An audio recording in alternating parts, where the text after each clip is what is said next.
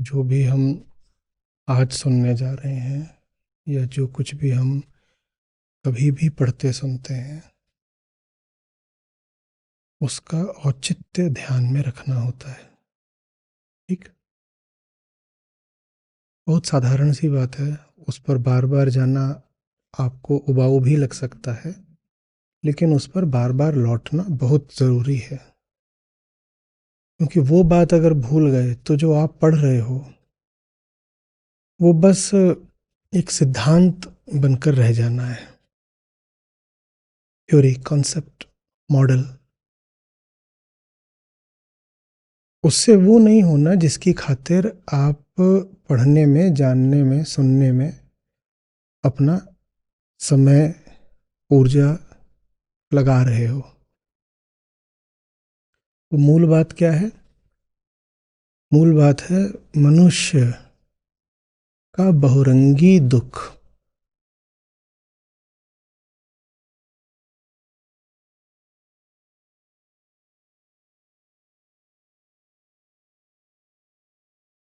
मैंने कहा बहुरंगी क्योंकि वो विविध नाम लेकर के उठता है।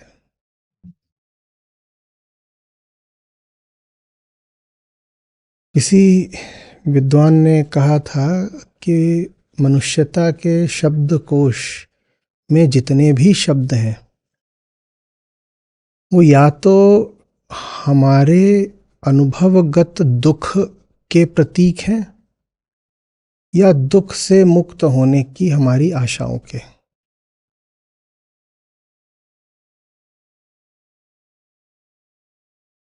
कि किसी भी शब्द में गहरे बैठ कर देख लो, तुम्हें वहां किसी न किसी रूप में बेचैनी, असहजता मिल ही जानी है। या फिर अगर शब्द ऐसा है जो आनंद, उल्लास, स्फूर्ति, उत्सव की ओर इशारा करता है तो उसकी पृष्ठभूमि में दुख होगा। आप कह रहे हो कि रात बहुत काली है, उत्सव आएगा, प्रकाश होगा। तो बात उत्सव की हो रही हो, प्रकाश की हो रही हो, लेकिन उसकी पृष्ठभूमि में तो दुख की कालिमा ही है। तो जितनी बातें हमसे कही जाती हैं ज्ञानियों द्वारा वो हमारे दुख को संबोधित करके ही कही जाती हैं। जो आनंद मग्न हो उसको बैठा करके कुछ सुनाने की कोई ज़रूरत है नहीं। आनंद और मुक्ति तो साथ साथ चलते हैं, आनंद और स्वास्थ्य तो साथ साथ चलते हैं। जो मुक्त है उसको बैठाकर सुनाना भी बंधन हो जाएगा। क्यों सुने वो? श्रुति भी क्यों सुने वो? जो बीमार है ही नहीं उसको दवा देना बड़ी विचित्र बात हो जाएगी। अनुपयोगी, फूहड़, हो सकता है घातक।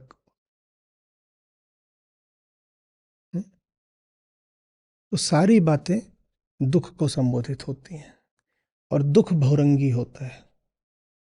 मन के बहुतक रंग हैं, छिन छिन बदले सोए। वो सारे रंग ले दे करके किसी न किसी तरीके से हैं तो दुख के ही रंग। तो दुख के बहुत नाम हो सकते हैं। आशा दुख का एक नाम है, स्मृति दुख का दूसरा नाम है, सिद्धांत तीसरा नाम है। ये आप पता करिएगा कि ये सब नाम दुख के कैसे हैं।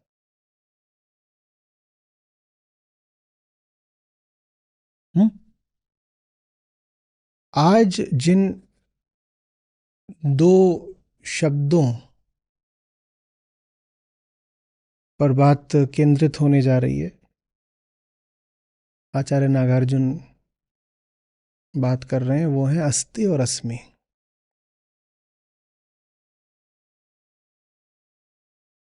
मैं हूं और संसार है।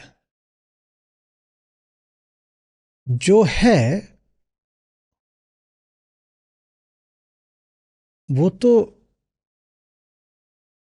फिर अटल हो गया। क्योंकि सत्य तो नित्य होता है, वो तो बदला नहीं जा सकता ना। तो अगर कुछ सचमुच है तो फिर हम विवश हो गए, दुख ही अटल हो गया। बात समझिए। सुनने में भी अटपटा लग रहा होगा, साथ चलेंगे तो स्पष्ट हो जाएगा। मैं दुखी हूं, मेरे दुख का कारण वहां बाहर कहीं है, और अगर वो सचमुच वहां पर है तो वो अटल हो गया, तो फिर तो मैं विवश हूं, मजबूर हूं, मेरा दुख मिट नहीं सकता। मैं क्या करूं, हालात ऐसे हैं, स्थितियां ऐसी हैं, तो फिर तो दुख मिटेगा नहीं। शुरुआत ही में कह दिया मैं क्या करूं। क्या विवशता दुख का ही नाम नहीं है? और अगर कुछ ऐसा है जो हिल नहीं सकता तो आप तो विवश हो गए ना। माने कुछ यदि ऐसा है जो है तो दुख तो स्थायी हो गया ना। है का अर्थ होता है अनाश्रित होना, होना और अनाश्रित होना, सचमुच होना। सचमुच वही है जो स्वयंभू है, जो अनाश्रित है, जिसका होना दो चार और बातों पर निर्भर नहीं कर रहा, जो पांच सात अन्य प्रभावों के या कारणों के संयोग से नहीं बना है, जो अपने आप में अपनी एक स्वतंत्र सत्ता रखता है, उसको ही कह सकते हैं कि है। और अगर वो अपनी स्वतंत्र सत्ता रखता है और मैं दुख में हूं उसकी वजह से, तो मेरा दुख तो अब अटल हो गया। मेरा दुख इसकी वजह से है।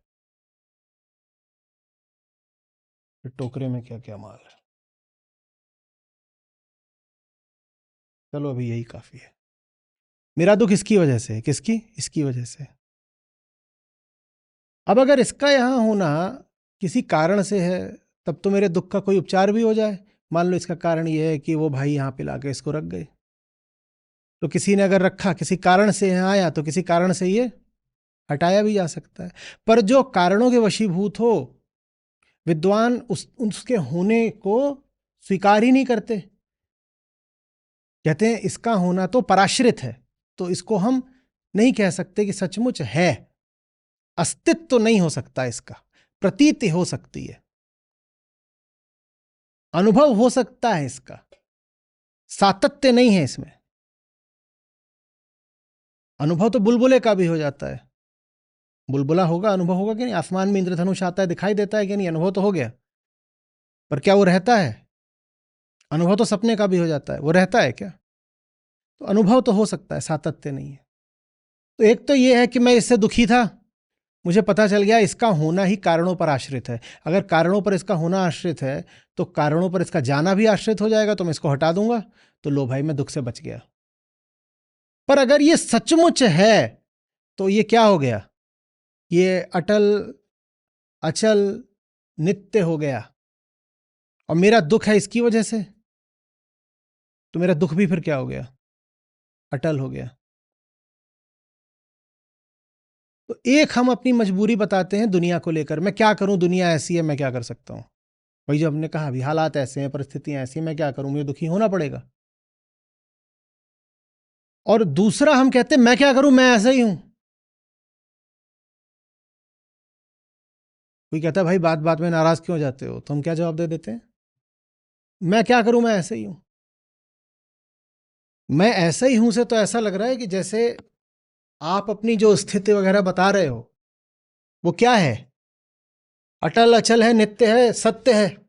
और अगर आप दुखी हो, और आप अपने ही होने से दुखी हो, और आप ये भी कह रहे हो कि मैं क्या करूं, मैं जैसा हूं तो हूं, तो फिर तो आपका दुख अटल हो गया। तो ये दो चीजें होती हैं जिनको लेकर के हम मजबूर हो जाते हैं बेवजह। हमें नहीं लगता कि बेवजह की मजबूरी है, हमें लगता है कि जो मजबूरी है वो वास्तविक है। एक हमारी क्या मजबूरी रहती है? मैं क्या करूं, दुनिया ऐसी है। और दूसरी हमारी क्या मजबूरी रहती है? मैं क्या करूं, मैं ऐसा हूं। दुनिया ऐसी है, ये क्या हो गया? अस्तित्व। मैं ऐसा हूं, ये क्या हो गया? अस्मिता। ये दो दुख के दूसरे नाम हैं, ये दो मजबूरियां हैं, विवशताएं हैं। और इन दो के अलावा जानने वाले कहते हैं कि कोई तीसरी मजबूरी होती नहीं। आप अपनी कोई भी मजबूरी बता रहे हो, माने कोई भी दुख बता रहे हो, उसका लेना देना या तो होता है संसार से या स्वयं से, या तो लेना देना संसार से या स्वयं से। और अगर आपने संसार को सत्य मान लिया तो संसार संबंधी जो आपका दुख है वो अटल हो गया, और अगर आपने स्वयं को सत्य मान लिया तो स्वयं संबंधी जो आपका दुख है वो अटल हो गया। आप मजबूर विवश हो गए, आप क्या करोगे? तो सत्य, सत्य से कौन लड़ सकता है? संसार सत्य है तो संसार को कौन बदल सकता है? अहम सत्य है तो अहम को कौन बदल सकता है? फिर तो अहम जैसा है वैसे ही रहेगा अगर सत्य है तो। सत्य कैसा होता है? अपरिवर्तनीय है, तो उसको तो कोई छेड़खानी करेगा नहीं, वो तो बदला जाएगा नहीं। तो मैं कह दूं मैं क्या करूं, मैं तो हूं ही ऐसा। वो एक डायलॉग चलता है, नहीं मैं कुछ नहीं कर सकती, मैं तो पैदा ही ऐसी हुई थी। कि कोई किसी से पूछता है कि भाई तू ऐसा व्यवहार क्यों करती है, तो इठला के बोलती है बिल्कुल, मैं पैदा ही ऐसी हुई थी। आशय समझ रहे हो वहां क्या है? क्या मैं बदल नहीं सकती? मेरा होना क्या हो गया? नित्य है। मेरा होना कालातीत हो गया। तो मैं जैसी हूं, मैं वास्तव में मैं आत्मा हूं, आत्मा ही है जो बदल नहीं सकती। तो अहंकार ने क्या बोल दिया? मैं आत्मा हूं, मैं तो पैदा ही ऐसी हुई थी।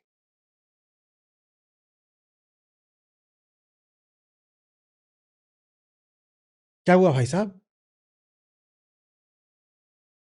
अरे क्या बताए, कलयुग चल रहा है। अब कलयुग तो आप बदल नहीं सकते अगर सचमुच चल रहा है तो। और अगर आप दुखी हो जो कुछ चल रहा है उसकी वजह से, और जो चल रहा है वो बदला नहीं जा सकता, तो माने आपका दुख अमर हो गया। तो आचार्य नागार्जुन की प्राथमिक इच्छा हमें दर्शन शास्त्र पढ़ाने की नहीं है, हालांकि आप जो भी पढ़ रहे हो बहुत उच्च कोटि का दर्शन है, जबरदस्त दर्शन है ये। भारत में दर्शन का संबंध हमेशा मानवीय स्थिति से रहा है। हमारा दर्शन सोद्देश्य रहा है, और जब दर्शन सोद्देश्य हो जाता है, करुणा से उत्प्रोत हो जाता है, तो दर्शन ही धर्म का आधार बनता है। हमारा दर्शन बस ये नहीं कहता कि मुझे जानना है, हमारा दर्शन कहता है मुझे मुक्ति हेतु जानना है। शुरुआत ही दर्शन की होती है ये देख करके कि लोग रो रहे हैं, नहीं तो दर्शन नहीं शुरू होगा। भारत में दर्शन बुद्धि विलास या मनोविलास नहीं रहा है कि बैठे बैठे सोच रहे हैं कि अच्छा वहाँ चांद तारों पे कौन बसता है, ये सब सूरज का चक्कर क्यों काटते हैं, दुनिया को जिसने बनाया क्या वो दुनिया से बाहर रहता है, वो दुनिया के भीतर रहता है, या दुनिया के कण कण में समाया हुआ है, या आधा भीतर है आधा बाहर है। भारत को इन बातों से बहुत मतलब नहीं रहा। भारत ने इन मुद्दों पर अगर विचार करा भी तो भी भारत अपना उद्देश्य कभी नहीं भूला। क्या उद्देश्य है? दुख से मुक्ति। तो जितनी बात आपको बताई जा रही है इसलिए बताई जा रही है ताकि आप जिंदगी में कभी मजबूर ना अनुभव करें। मजबूरी बहुत बड़ा दुख है, नहीं तो कोई दुखी होना बर्दाश्त क्यों करेगा? जो भी आदमी दुखी है वो तत्काल क्या करे? वो अपने दुख को ऐसे नोच के दूर फेंक दे। जब दुखी होना किसी को पसंद नहीं होता तो दुख की स्थिति किसी की भी देर तक क्यों चले? सहज सा सवाल है ना। मुझे दुख आता, मैं क्या करता? मैं उसको दूर ऐसे झड़क देता। मैं क्यों नहीं दुख को दूर फेंक पाता? मेरे पास तर्क है। क्या? मैं मजबूर हूं, क्योंकि जिस जगह से दुख आ रहा है वो जगह बदली नहीं जा सकती। या तो दुख वहां से आ रहा है, या दुख यहां से आ रहा है, या इन दोनों के संयोग से आ रहा है। तो मैं ऐसा हूं। अरे ऊंची आवाज में क्यों नहीं बात करता रे? मैं ऐसा हूं।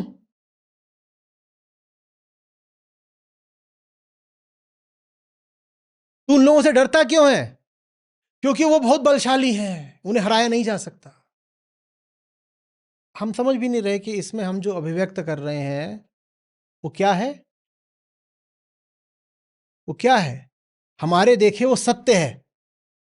अगर हमने कह दिया कि कुछ ऐसा है जो बदला नहीं जा सकता, वो बाहरी ताकत है तो वो आसुरी दानवी बुराई की ताकत है, लेकिन उसे हराया नहीं जा सकता। अगर ये बात आपने आश्वस्ति के साथ, पूर्ण विश्वास के साथ 100% निश्चितता के साथ बोल दी, तो जो चीज 100% निश्चित है उसको क्या बोलते हैं? वो तो सत्य हो गया। तो आचार्य नागार्जुन कह रहे हैं कि जो सत्य है नहीं उसे सत्य मान लेना बहुत बड़ा धोखा है, और जिस चीज को सत्य मान लोगे उससे तो बिना लड़े ही हार जाओगे ना, उसको बदलने का प्रयास भी नहीं करोगे। अगर मैं ऐसा हूं, क्या रे तू बात बात में बुरा क्यों मान जाता है? कोई मजाक करता है तुझे चोट लग जाती है, वो क्या जवाब दे रहा है? मैं तो ऐसा हूं, मैं तो ऐसा हूं। अभी पिछली बातचीत हुई थी कि महिलाएं शमशान घाट क्यों नहीं जाती, तो उस पर दर्जनों हमारे बंधु टिप्पणियां कर रहे हैं, क्योंकि महिलाएं कमजोर होती हैं, संवेदनशील होती हैं, भावुक होती हैं, चक्कर खा के गिर पड़ेंगी, मरमुरा जाएंगी अगर शमशान गई तो। उन्होंने क्या बोल दिया? महिलाएं ऐसी हैं। अब अगर महिलाएं ऐसी हैं तो आगे फिर कोई तर्क करा जा ही नहीं सकता। अब तो कुछ बदलने का सवाल पैदा ही नहीं होता, क्योंकि तुमने जो चीज है वो बिल्कुल 100% आश्वस्ति के साथ कह दी, महिला तो ऐसी है। तो अगर मुझे इस बात को चुनौती देनी है तो मुझे क्या करना पड़ेगा? मुझे सिद्ध करना पड़ेगा कि कोई भी कैसा भी नहीं होता, कि तुम जिसको अस्मिता कह रहे हो वो भी शून्य है, और तुम जिसको अस्तित्व कह रहे हो वो भी शून्य है। या मुझे यह सिद्ध करना पड़ेगा, जो कि बराबर की बात है, कि जिसको तुम कह रहे हो नहीं बदला जा सकता, वो परिस्थितियों की निर्मित है, बदली जा सकती है, चाहे वो बाहर की वस्तु हो चाहे भीतर की वस्तु हो। समझ में आ रही है बात? कि जिसको तुम सत्य बोल रहे हो वो मान्यता भर है, कि संसार भी एक मान्यता है और अहंकार भी एक मान्यता है, और मान्यताएं तो बदली, और अगर मान्यताओं के चलते ही दुख भोग रहे हो तो पगले हो। अगर मान्यताओं के आगे अपने को मजबूर घोषित कर रहे हो तो ऐसा ही है कि जैसे कोई किसी जानवर के पुतले को असली जानवर समझ ले और थर थर कांप रहा हो। आचार्य नागार्जुन एक जगह कहते हैं कि दुनिया के ज्यादातर लोगों की हालत वैसी ही है कि एक चित्रकार था, उसने एक दीवार पर बहुत भयानक चित्र बनाया और उसके बाद बैठ के थर थर कांपने लग गया, घिघी बंध गई है, डर में लकवा खा गया है, हिल ही नहीं पा रहा अपने ही बनाया चित्र देखकर। वो सोच रहा है वो जो है सामने वो सचमुच है, अस्तित्व है, वो अस्तित्व नहीं है, वो सत्य नहीं है। वो जैसे तुमने पोत दिया दीवार पर वैसे ही तुम उसको दोबारा भी पोत सकते हो। पहले एक तरह से पोता था, अब दूसरी तरह से पोत दो। हमने एक बार गाया था, जो कुछ लिखा तूने उसे मिट के मिटा, कि ये संसार तुम्हारी लिखाई है और तुम इसके सामने मजबूर हुए जा रहे हो। ये क्या पागल बात है कि तुमने खुद चित्र बनाया है और तुम कह रहे हो मैं क्या करूं, इतना भयानक जानवर है, मैं मजबूर हूं, कुछ हो नहीं सकता। वो है ही नहीं, वो अपने आप में क्या है? शून्य। शून्य किसको बोलते हैं? जो स्वयंभू ना हो, जो स्वतंत्र ना हो, जो मुक्त ना हो, उसको शून्य बोलते हैं। जो दूसरे पर आश्रित है, जिसका समुत्पादन हुआ है, उसको शून्य बोलते हैं। समझ में आ रही बात? अगर ये नहीं मानोगे तो कहोगे ये तो कहीं से आया है, आसमान से उतरा है और किसी इसको मुझसे बाहर की किसी ताकत ने बनाया, मैं क्या करूं, मैं तो इसके सामने विवश हूं। विवशता दुख को अमर कर देती है, नहीं तो दुख कोई बर्दाश्त ना करे। चेतना, हम कितनी बार कह चुके हैं, आनंद धर्मा होती है। तो दुख तो जैसे ही आता है चेतना पे, चेतना तिलमिलाने लग जाती है। ये गर्म हो बहुत और मैं इसको छूं, तुरंत क्या होता है? ये बहुत गर्म था, तप रहा था, और मैंने ऐसे छू भी दिया तो क्या होगा? ये चेतना है। और मैं मर गया हूं और मुझे आग भी लगा दो तो मैं क्या करूंगा? क्योंकि तब क्या नहीं है? चेतना होगी तो दुख नहीं बर्दाश्त करेगी। मरे आदमी को देखा आग भी लगाते उठ के भागता है क्या? अरे दैया बड़ी गर्मी लगी, कुछ नहीं बोलता।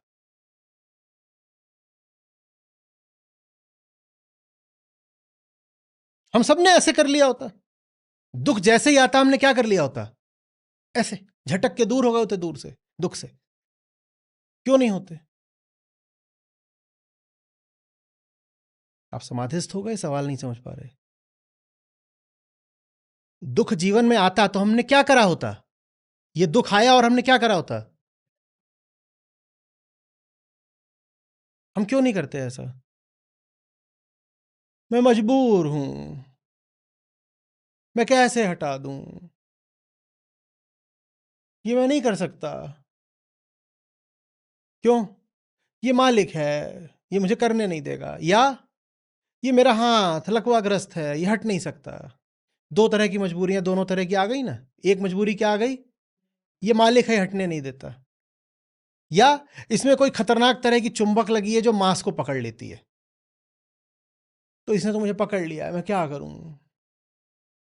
यहां पे हमने किसको सत्य मान लिया? इसको। इसने मुझे पकड़ लिया है, मैं क्या करूं?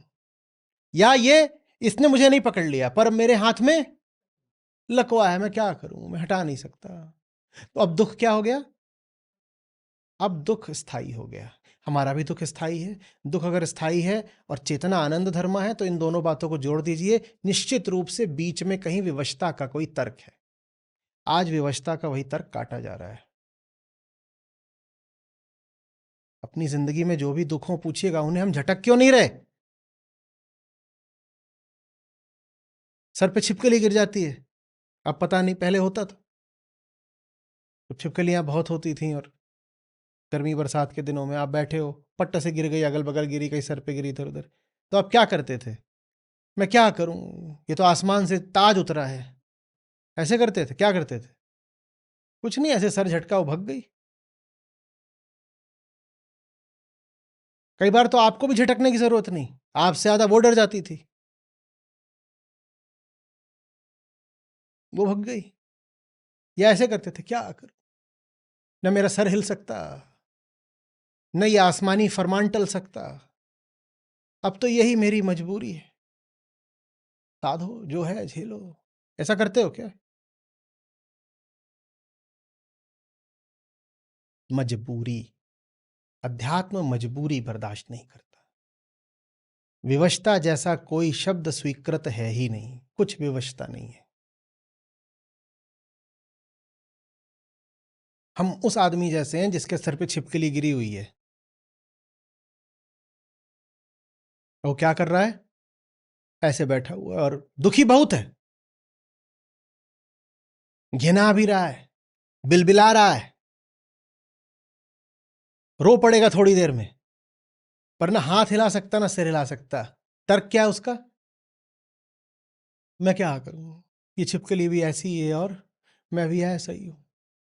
न छिपकली बदल सकती है, न छिपकली का टपकना बदल सकता, न मेरी लाचारी बदल सकती, मैं ऐसा ही हूं। वो मजबूरी का तर्क हम सबके पास है, हम वही आदमी है। नहीं तो आप बताइए, आप दुखी क्यों होते आज तक? इतना तो आनंद धर्मा है, आपने अपना दुख आज तक छिटक कर दूर क्यों नहीं कर दिया? या बहुत पसंद आता है दुख? दुख की तो परिभाषा ही यही है कि वो पसंद आ ही नहीं सकता। जो पसंद ना आए सो दुख। क्यों नहीं दुख को आज तक ऐसे किया? किताब वाले बैठे होते हैं, परेशान हो जाते हैं, कहते हैं इसको किताब में कैसे लिखना है।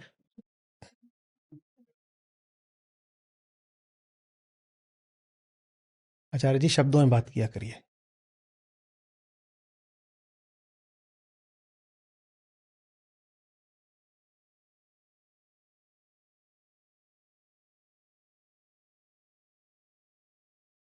तो मेरी तो कोई विवशता नहीं है, मैं फुदुक भी बोल सकता हूँ और मैं शब्द भी बोल सकता हूँ। और मुझे अगर पता है कि शब्द बोलना ज्यादा अच्छी बात है, लाभप्रद बात है, माने आनंद की बात है, तो मैं शब्द में बोलूंगा ना। मैं क्यों कुछ ऐसा करूं जो दुख का कारण बनेगा? मेरी कोई मजबूरी नहीं। पर हम सब मजबूरियों के ग्राहक हैं, वकील हैं मजबूरियों के, ग्राहक नहीं, वकील।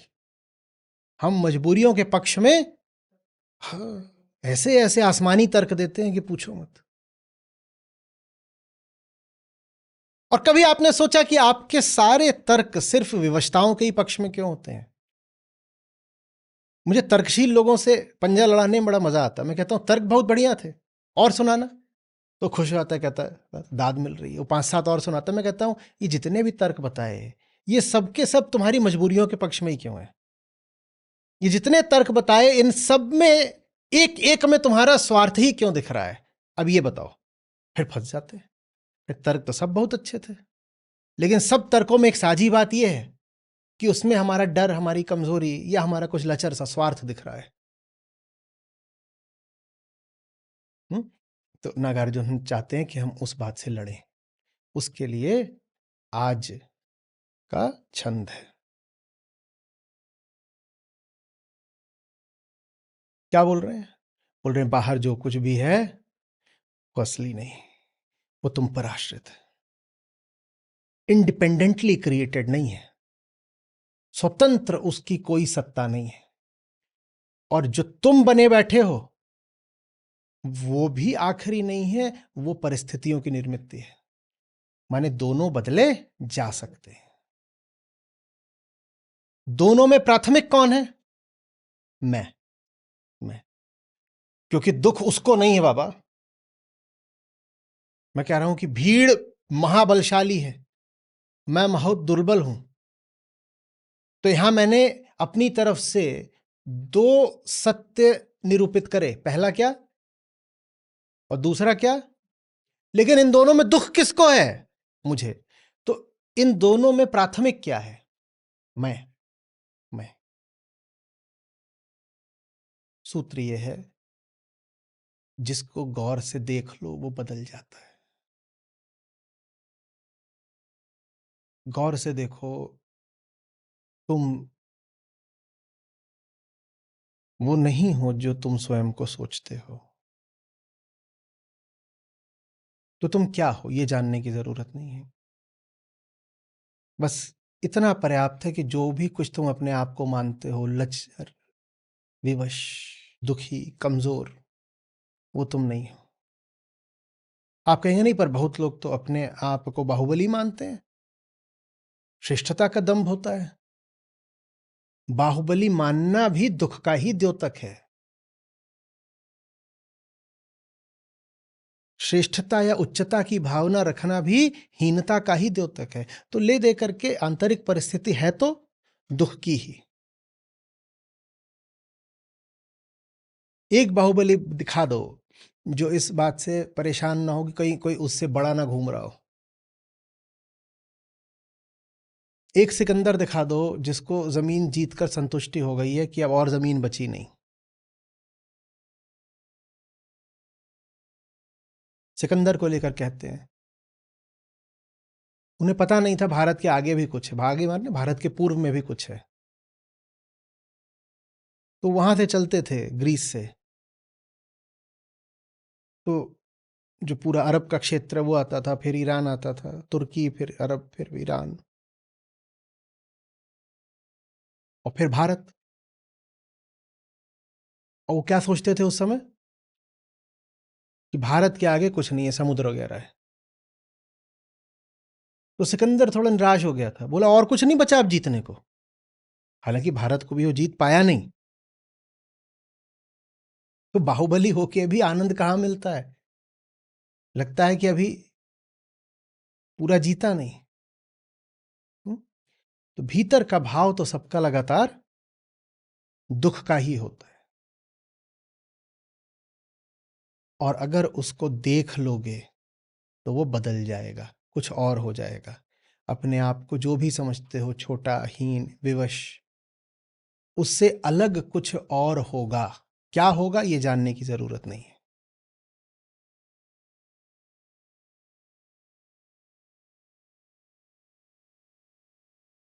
क्या कह रहे हैं? जिसका अपना स्वभाव नहीं है, जिसका अपना स्वभाव नहीं है, वो दूसरे को क्या पैदा करेगा? जिसका अपना ही स्वभाव नहीं, दूसरे को क्या पैदा करेगा? इसलिए जो स्वयं दूसरों पर आश्रित है वो कुछ भी स्वयं उत्पन्न नहीं करता।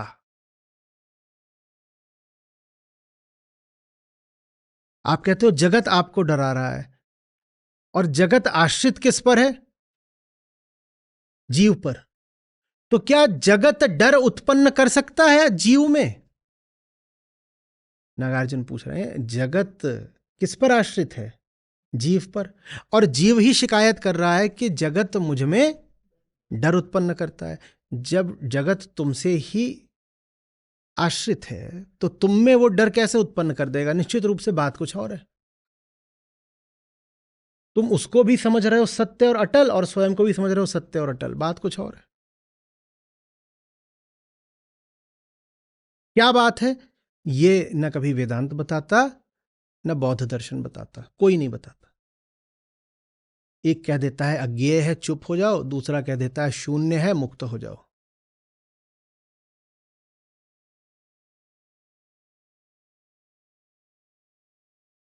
हाँ,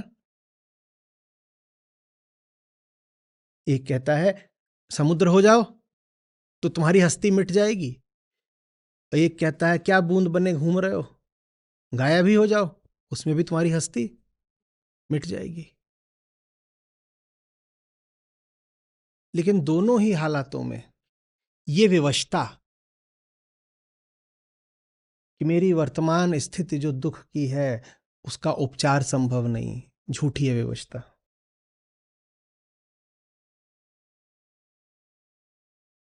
जीव अगर अपने आप को कोई ठोस इकाई समझ रहा है तो उसको देखना पड़ेगा कि कैसे उसकी हस्ती स्वतंत्र नहीं है, जगत द्वारा निर्धारित है।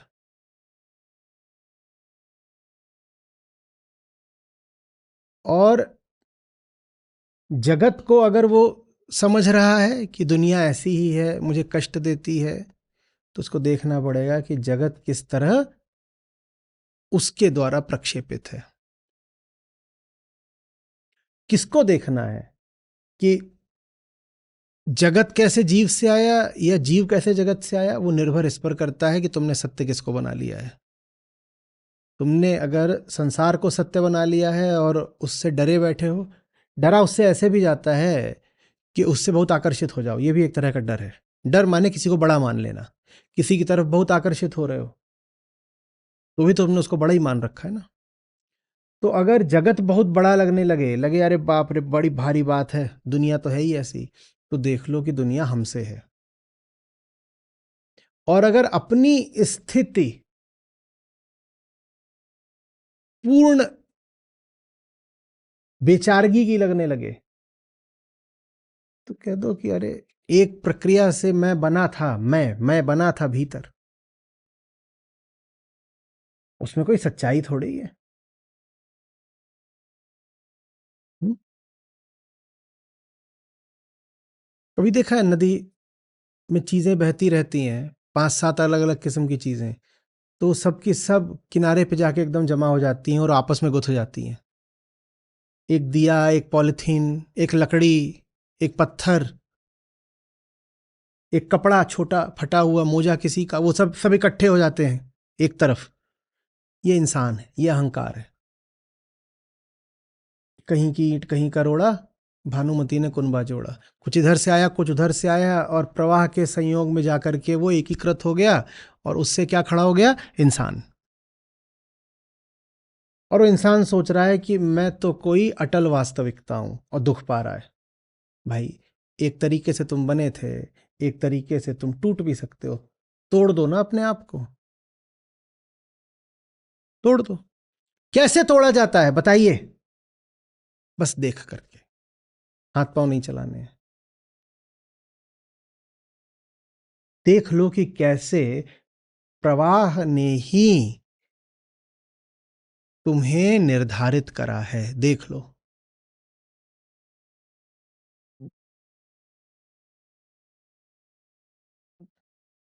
जैसे जैसे अपनी हस्ती के एक एक अंश, एक एक अणु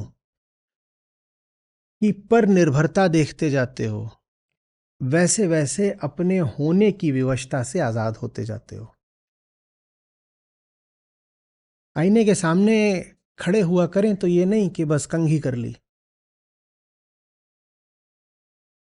देखिए कि बाल उड़ रहे हैं,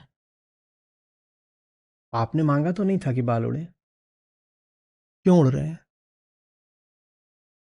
क्योंकि आप जितने साल के हैं उतने ही साल पहले एक घटना घटी थी, और उस घटना में अगर एक्स एक्स से मिला होता तो बाल एक तरह से होते, और एक्स वाई से मिल गया तो बाल एक तरह के होते। घर में आपके कोई महिला होंगी, पत्नी हो, माँ हो, बेटी हो, आईने के सामने आप खड़े हैं, कहिएगा थोड़ा आओ जरा बगल में खड़े होना और देखिए कि बालों में कितना अंतर है। मैं 25 साल वालों से नहीं बोल रहा हूँ कहीं हमारे तो बाल वैसे ही हैं, मैं 40 साल वालों से बोल रहा हूँ। आपकी पत्नी आपके बगल में खड़े हो जाएंगी, उनके तो बाल पूरे हैं, आपके नहीं। आपने चुना था, कुछ हुआ था। आप 40 के हैं तो 40 साल पहले कुछ हुआ था, और उसी समय तय हो गया था कि जब आप 40 के होगे बाल उड़ जाएगा। आपका उसमें कोई हाथ नहीं। और वही बात देवी जी पर भी लागू होती है। वो कितना भी इठला लें कि ऐसे मेरे ये नागिन जैसे बाल, आपने कुछ नहीं करा था। 40 साल पहले कुछ हुआ था, उसी समय तय हो गया था कि आप चेहरा चांद सा हो, खोपड़े पे चांद नहीं आने वाला। सारी बात। फिर अपनी दाढ़ी को देख लो, फिर अपनी आंखों को देख लो, अपने कद को देख लो, इसमें आपका क्या है? अपनी खाल के रंग को देख लो, इसमें आपका क्या है? कुछ है? अपनी आंखों के रंग को देख लो, इसमें आपका क्या है? कुछ है? एक एक अंश हमारा किससे बना है? किसी और से, जगत से। जो ये जान जाता है वो बंधन से मुक्त हो जाता है। बंधन को ही तो विवशता बोलते हैं ना, जिसके आगे तुम विवश हो बंधन है। वो कौन सा बंधन जिसमें विवशता नहीं है? अगर विवशता नहीं है तो बंधन फिर बंधन ही नहीं है,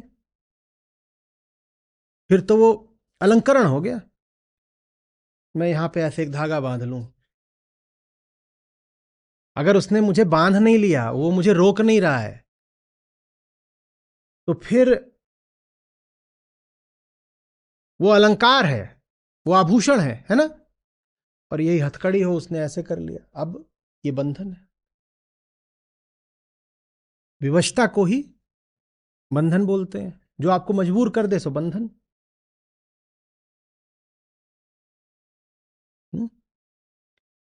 ये बहुत रहस्य की बात है कि मुक्ति कुछ और नहीं है बंधनों को जानने के अलावा।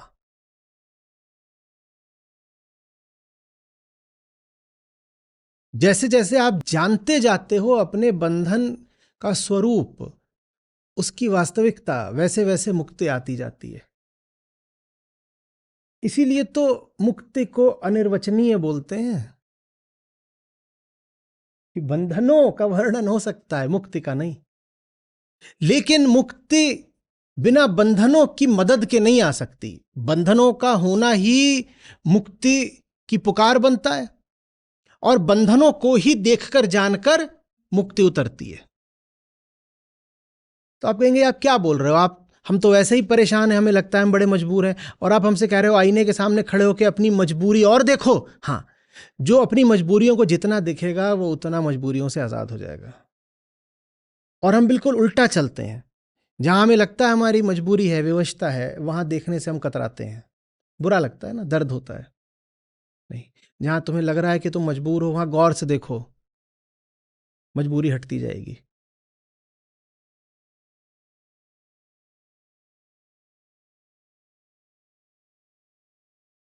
ये कैसी बातें कर रहे हैं आप? माने मैं देखूं कि मैं, जहां मुझे पता भी नहीं था कि मैं विवश हूं, गुलाम हूं, मैं वहां भी जान लूं मैं विवश हूं, गुलाम हूं, इससे मैं आजाद हो जाऊंगा? हाँ बिल्कुल। खेल ऐसा ही है।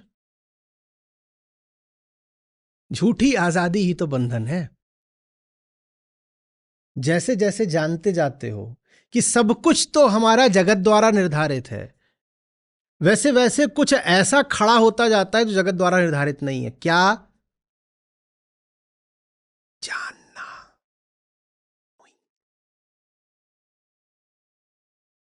मैं जानता जा रहा हूं, जानता जा रहा हूं कि मैं पूरी तरह जगत का बंधक हूं। दिखता जा रहा है सब कुछ ही, सब कुछ ही, पूरा ही। पहले तो मैं सोचता था मैं आजाद हूं, मैं आजाद हूं, आजाद हूं, कम से कम थोड़ा बहुत आजाद हूं, 10-20-40% आजाद हूं। जितना मैं और आत्मावलोकन कर रहा हूं, आत्मज्ञान बढ़ रहा है, तो यही दिख रहा है मैं पूरे तरीके से जगत की पैदाइश हूं और जगत से बंधन में हूं। तो बंधन ही बढ़ रहे होंगे भाई। पहले लगता था 60% बंधन है, अब दिख रहा है कि 99% बंधन है। तो बंधन ही बढ़ रहे होंगे, नहीं कुछ और भी बढ़ रहा है। क्या बढ़ रहा है? जानना बढ़ रहा है। हाँ, यही मुक्ति है, बोध ही मुक्ति है। तो आजादी की झूठी घोषणा करने से आजाद नहीं हो जाते। बंधनों की पूरी अभिस्वीकृति ही आजादी के प्रति प्रेम है आपका। आजाद ऐसे नहीं होते कि झूठ मूठ नारा लगा दिया कि मैं आजाद हूं। आजाद हुआ जाता है ये जान करके कि मैं तो पूरा ही बंधक हूं। जो अपने बंधनों को जितनी गहराई से और जितने करीब से जानेगा, वो उतना ज्यादा मुक्त होता जाएगा।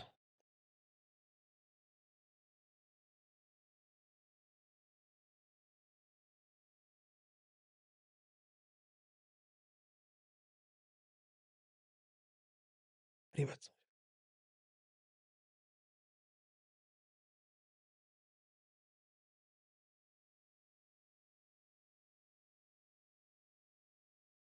वैसे ही जगत में जब कोई चीज दिखाई दे बड़ी भारी, बहुत ताकतवर, उसे डरने की जगह उसे देखो। बढ़ने को नहीं कहा जा रहा, समझने को कहा जा रहा है। दिखाई देगा कि जगत में भी जो बहुत बड़ा दिखाई देता है, वो बहुत सारी छोटी छोटी चीजों पर आश्रित है। कोई नेता है, बहुत बड़ा लग रहा है, बाप रे बाप, अदम्य, अपराजेय। तुम्हें दिखाई देगा कि वो बहुत सारे छोटे लोगों के छोटे अज्ञान पर खड़ा हुआ है। अब क्या अभी भी वो लगेगा अपराजेय? अब नहीं लगेगा। हुँ? तुम्हें दिखाई देगा कि उसकी सैकड़ों, हजारों विवशताएं हैं, क्योंकि वो सैकड़ों, हजारों छोटी छोटी चीजों के समर्थन और सहारे से ही खड़ा हुआ है।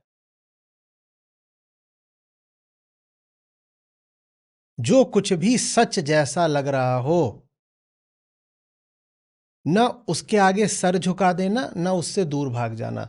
सर झुका देते हैं, ये डरने का एक तरीका है। उसको भगवान मान लिया। बहुत बड़ा लग रहा है तो क्या बना दिया? भगवान। सर सर झुका दिया। ये डरने का एक तरीका है, मजबूरी। और डरने का दूसरा तरीका क्या है? अरे वो इतना बड़ा है, नुकसान करेगा, दूर भाग जाओ उससे। ये दूसरी मजबूरी है। दोनों में कोई भी नहीं करना है। क्या करना है? जानना है, निकट जाना है, बिना भय के अवलोकन करना है। ये चीज क्या है?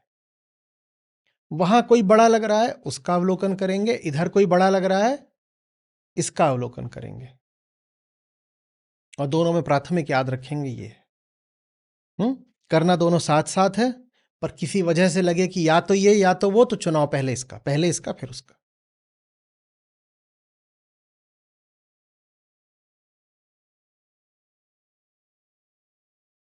आ रही बात समझ में?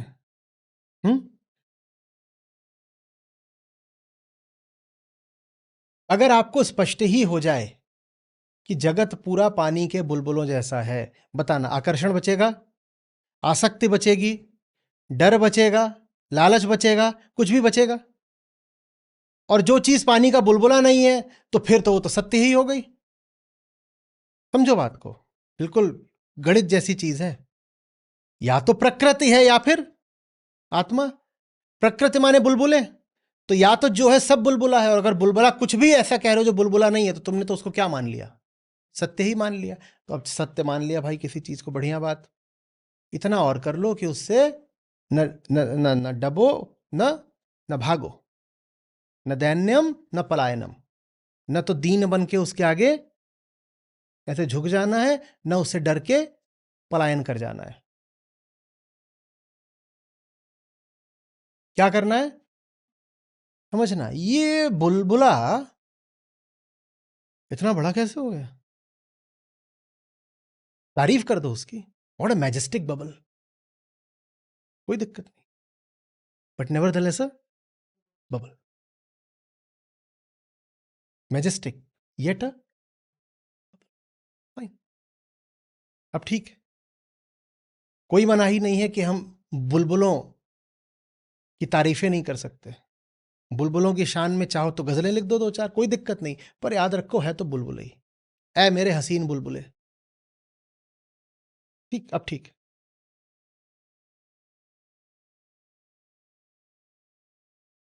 बुलबुले को बुलबुला जान लिया, बुलबुला फट जाएगा। बुलबुले को एक बार बोल के देखना है मेरे हसीन बुलबुले, न फटे तो बताओ, उसके फटते ही तुम मुक्त हो जाओगे।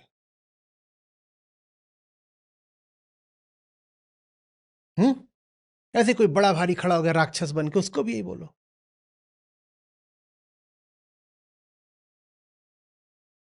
देवराज, पृथ्वीराज, स्वर्गराज, महाराज, बुलबुले,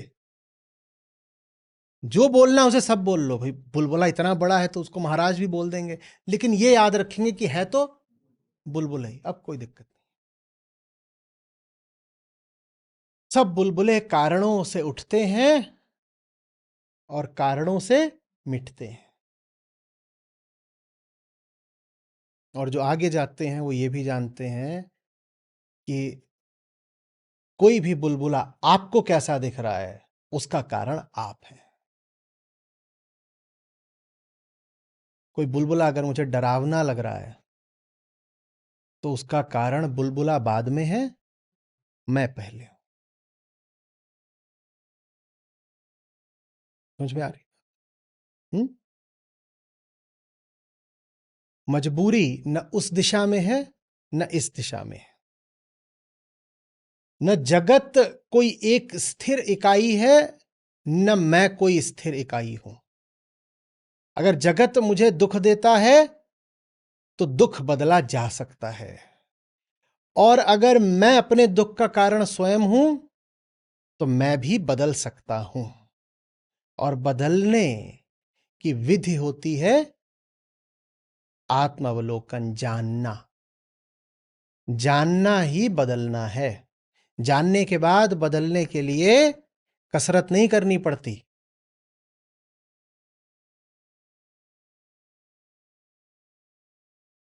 स्थूल जगत और सूक्ष्म जगत के नियम अलग अलग होते हैं। वहां जिम है, उसमें बहुत सारे आईने लगे हैं, वहां चले जाओ और बनियान उतार दो और तोंद हाथ में ले लो और कहो मैं जान गया, तो जानने भर से तोंद गायब नहीं हो जाएगी। नहीं तो एक भी मशीन वहां नहीं चाहिए होती, बस आईने चाहिए होते। और जितने हैं सबको वहां खड़ा कर दिया जाता, बनियान उतार के खड़े हो जाओ। और जितना जानते जाओगे उतना सिमटते जाओगे, पर ऐसा होता नहीं। पर भीतर के जगत में ऐसा होता है। भीतर के जगत में ऐसा हो सकता है, हमें यकीन क्यों नहीं आता? क्योंकि हम बाहर के जगत के वासी हैं। हमारा सारा अनुभव इंद्रियगत है, और इंद्रियों की दुनिया में हमने कभी जानने से बदलाव होते देखा नहीं। हमने तो ये देखा है कि जान गए तो जान गए, अब कुछ करो तो कुछ होगा नहीं। भीतर जानना ही करना है, जानना ही करना है। बाहर करे बिना कुछ होगा नहीं, और भीतर करने की कोई जरूरत होती नहीं। जानना पर्याप्त होता है।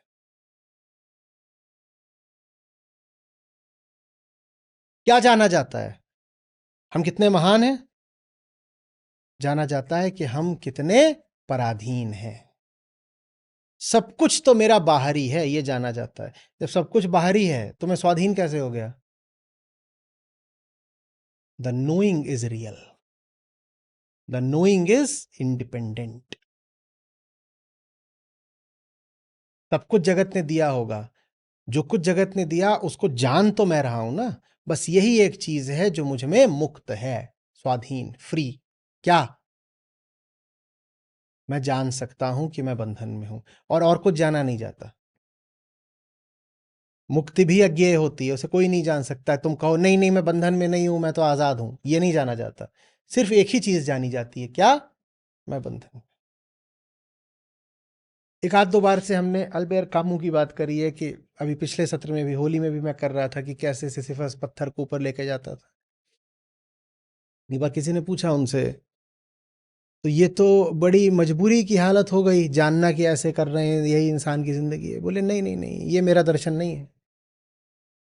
मेरा दर्शन ये है कि जब तुम ये जान जाते हो तो बड़ा आनंद आता है, खूब हंसी आती है, और पत्थर ऊपर नीचे करना बड़ा आसान हो जाता है फिर।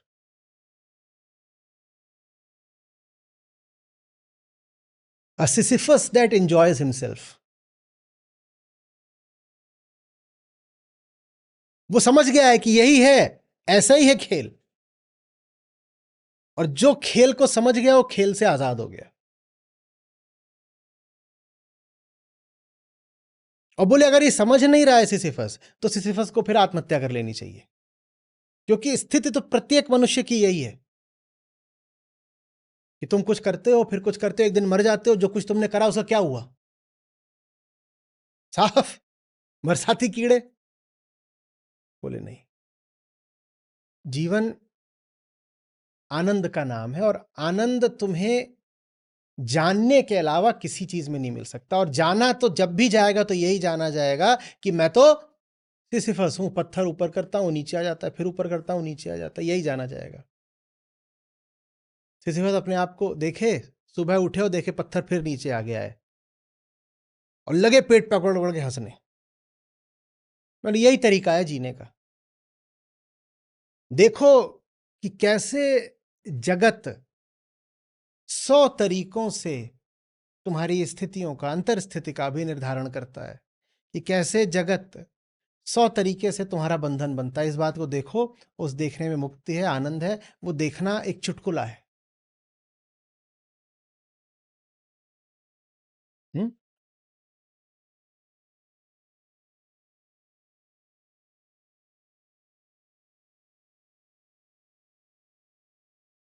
समझ में आ रही बात? आईने के सामने खड़े होकर देख रहे हो, सब दिखाई दे रहा है, सब उल्टा ही पुल्टा है अपना, तो क्या करना है? मेरे बोलने से नहीं करना, वो बंधन हो जाएगा, पर समझाने के लिए कह रहा हूं। क्या करना है? दिखाई दे रहा है सब एकदम गूगल इधर हुआ पड़ा है, उल्टा ही पुल्टा है, एक एक चीज में दासता है, तो क्या करना है? अब ये मैं बताऊं, हंसी खुद नहीं आ रही। हंसना, हंसी आनी चाहिए, अपने आप आ जाएगी। कोई नैतिक दायित्व तो नहीं है कि हंसना है। कि उसमें सेट करके लिखा है, आईने के सामने खड़े हो, खुद को देखो, हंसो, सो जाओ, हंसी आ जाती है। हंसी आती है, और बहुत जोर की हंसी आती है, जो आपको दिखाई देता है कि जब आप मुस्कुराते हो तो आपके होंठ बिल्कुल आपके पिताजी या माँ की तरह हो जाते हैं, और जोर से फिर हंसी आती है। मेरी तो मुस्कुराहट भी मेरी नहीं है, मुस्कुराते हुए बिल्कुल अपनी माताजी जैसा लगता हूं। उसके बाद मुस्कुराहट से आगे का अट्टहास, ठहाका फूटता है, कुछ भी नहीं है अपना, एकदम ही नहीं है। आजाद हो गए, कुछ भी नहीं है अपना, एकदम ही नहीं, आजाद हो गए।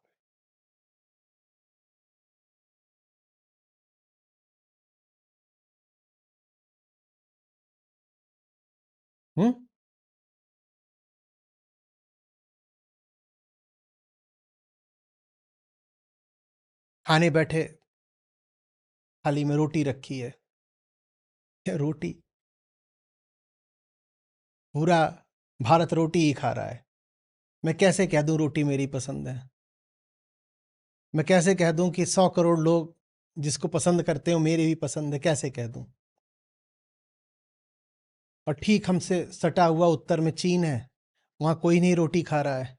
मैं कैसे कह दूं कि वहां के भी जो 100-150 करोड़ लोग हैं उन्हें रोटी बिल्कुल नहीं पसंद है? जाहिर सी बात है, मेरी पसंद नापसंद भी मेरी नहीं है।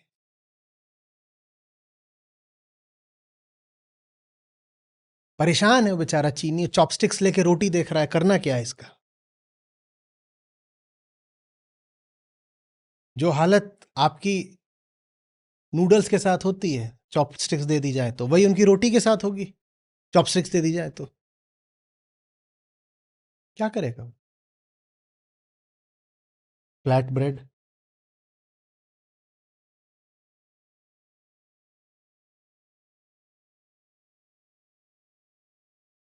आप कहोगे बड़ा बेवकूफ आदमी है, रोटी नहीं समझता।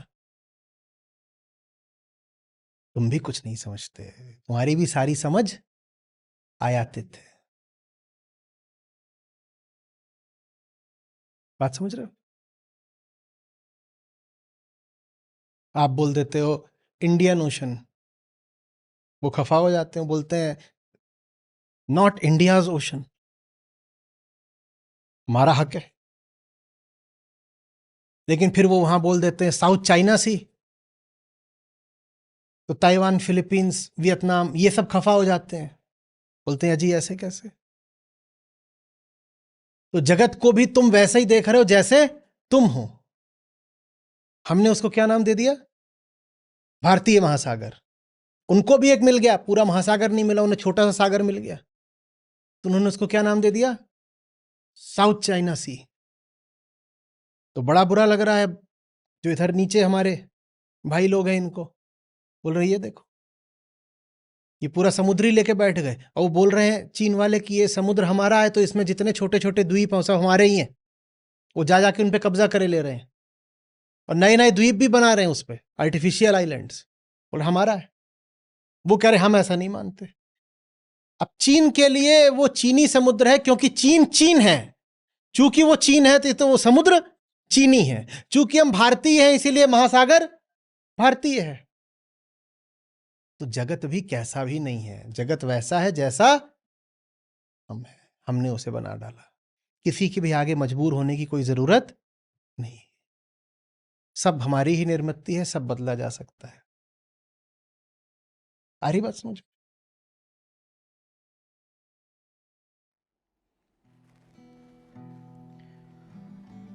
चलती चक्की देख के दिया कबीरा रोए।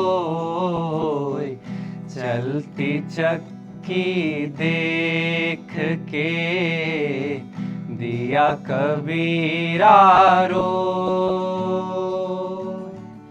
दुई पाटन के बीच में साबुत बचाना कोई रे साधो, साबुत बचाना को। झूठा सब संसार है को ना अपना मीत। झूठा सब संसार है को ना अपना मीत। राम नाम को जान ले चले सो भौजल जीत रे साधो, चले सो भौजल जीत। साधु यह संसार है जैसा से मल फूल। साधु यह संसार है जैसा से मल फूल। दिन 10 के व्यवहार में झूठे रंग ना भूल रे साधो, झूठे रंग ना भूल। जागो लोगो मत सुओ, ना करो नींद से प्यार। जागो लोगो मत सुओ, ना करो नींद से प्यार। जैसे सपना रैन का ऐसा यह संसार रे साधो, ऐसा यह संसार।